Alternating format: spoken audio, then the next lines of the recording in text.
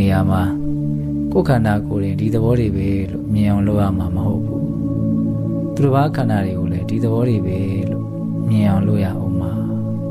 ဒါကြောင့်မြတ်စွာဘုရားကဣဇတ်တံမှာဗဟိတဝါလို့ဟောတော်မူတာငါဆိုတာလည်းဒီတိုင်းပဲသူဆိုတာလည်းဒီတိုင်းပဲလူတိုင်းဒီတိုင်းပဲလို့ဆင်ခြင်ရမှာဇံမင်းမွေးညင်းခြေသည်လက်သည်သွားအရည်အသာအကျော်အယူရိုးရင်းချင်စီအညုနှလုံးအသေးအမြည်အဖြင်းအဆုပ်ဥမဥသေးအစာတဲ့အစာဟောင်းအုံနောက်တီးကြီးတလိပ်ရေသွေးချွေးအစီခဲမျက်ရည်အစီကြီးတတွေးနတ်အစီခြင်းငယ်32ခုထာတာလူတိုင်းဟာဒီ32ခုထာတာတို့အစုအဝေးမျှပဲဘာကွဲပြားခြားနားမှုမှမရှိပါဘူးဒါကိုမြင်အောင်ကြည့်ပါဒီ32ခုထာတာကိုတစ်ခုချင်းဆင်ခြင်ကြည့်ပါ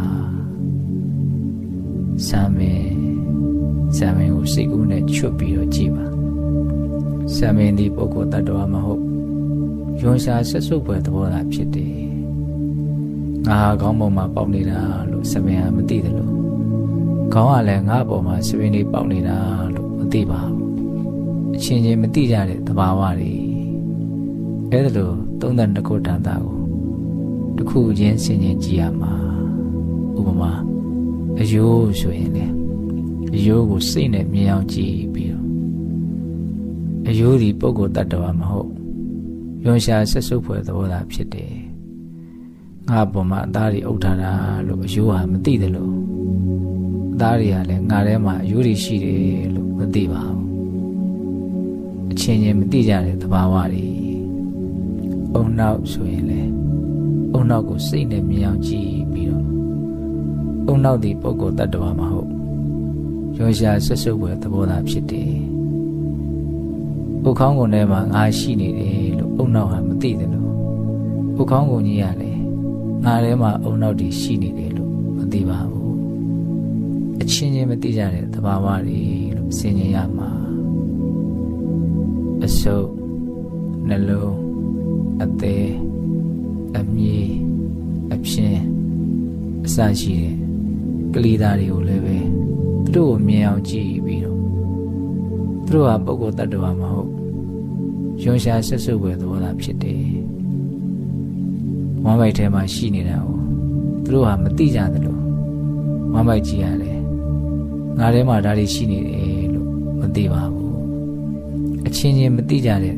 သဘာဝတရားတွေလို့ဆင်ခြင်ရမှာနိဗ္ဗာန်ကိုသုံးဆောင်ခြင်းလို့မြတ်စွာဘုရားကြီးမွမ်းပြီးတော့ဟောထားတယ်ဒီကာယကတာတတိကိုပွားများခြင်းနဲ့ဆိုရင်32ခုထာတာကိုသင်ယူထားရမယ်တစ်ခုချင်းစီရဲ့အယောင်တွေပုံသဏ္ဍာန်တွေတရားတွေ